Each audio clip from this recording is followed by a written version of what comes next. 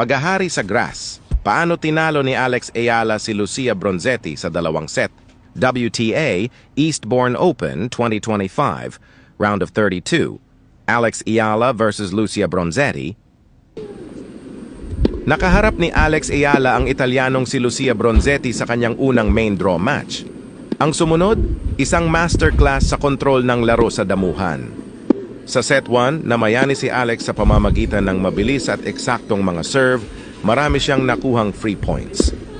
Patuloy niyang pinuwersa ang serve ni Bronzetti at nakabreak ng 3 beses. Kinontrol ni Alex ang mga rally gamit ang malalalim na baseline shots at tinapos ito gamit ang paborito niyang forehand down the line. Sa set 2 lalong tumindi ang kumpiyansa ni Alex. Patuloy siyang namayani sa baseline at napilitan si Bronzetti na puro depensa.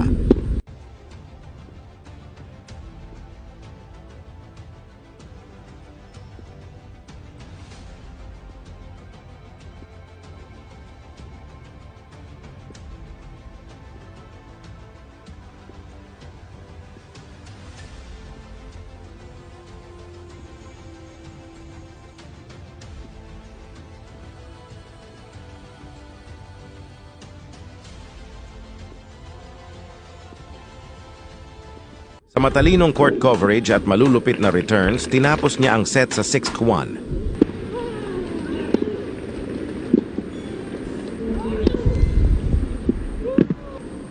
Sa nakakabilib na panalong 6-0, 6-1, pasok na si Alex Ayala sa round of 16 ng Eastbourne, ang pinakamagandang resulta niya sa damuhan.